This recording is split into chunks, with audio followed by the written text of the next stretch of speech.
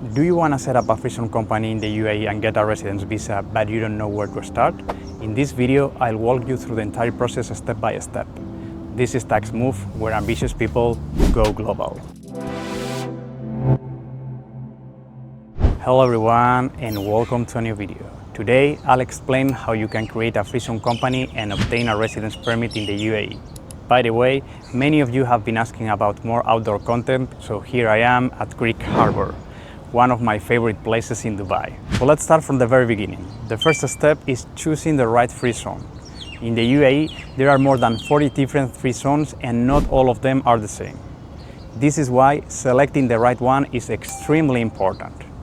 You need to consider the reputation of the free zone and how efficient they are when handling administrative procedures. Some free zones are faster and more organized than others. It's also crucial to make sure that the business activity you want to carry out is actually permitted in that free zone. Not every activity is allowed everywhere. At TaxMove, we work closely with some of the largest and most well-established free zones in the UAE, which allows us to guide our clients through the entire process. If you're enjoying this content, make sure to subscribe and hit the like button. I create all this content for free, and this is the best way you can support the channel.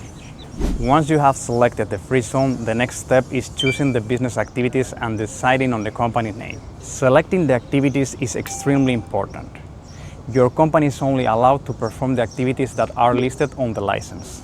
If you carry out an activity that is not included in your license, you can face huge penalties. Many people don't take this part seriously.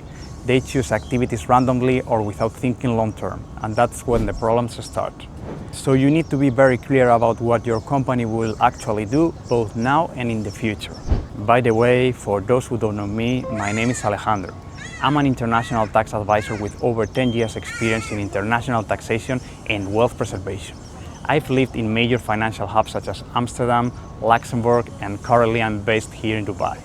I previously worked as a lawyer at Big Four firms, and I was named one of the best tax advisors for 2026 by Lexology. The next step is the incorporation process. First, you need to apply for the trade license.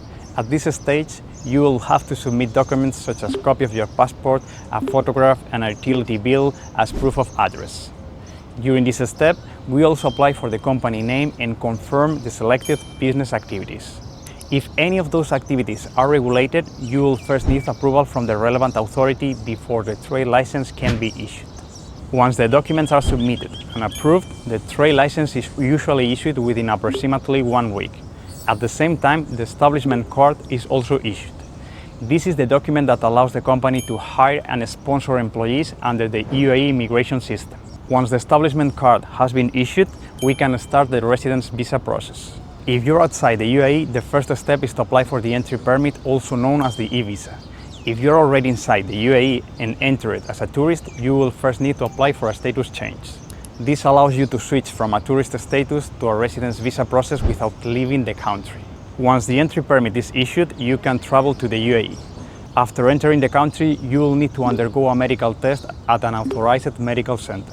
Once the medical test is completed, we can proceed with the residence visa application and apply for the Emirates ID. The whole process usually takes around 1 week. Once your Emirates ID has been issued, you can proceed with the opening of the company's bank account. The bank account opening process usually takes no longer than 2 weeks, depending on the bank and the compliance review. At this stage, the company should also be registered for corporate income tax purposes. Once the bank account is open and the company is registered for corporate tax purposes, you can now start invoicing customers. Keep in mind that, unlike many people think, the banking setup is extremely important.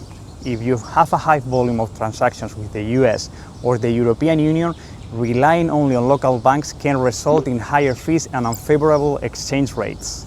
For this reason, at TaxMove, we also advise our clients on where to open bank accounts to minimize fees and optimize international payments. Please remember that if you want to qualify as a tax resident in the UAE, certain conditions must be met.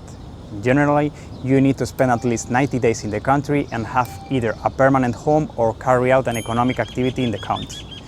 This way, you can obtain a tax residency certificate for domestic purposes. On the other hand, if you need a tax residence certificate for double tax treaty purposes, you must spend more than 183 days in the country.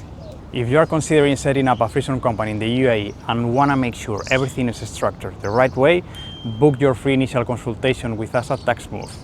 We'll review your situation and guide you through the entire process step by step.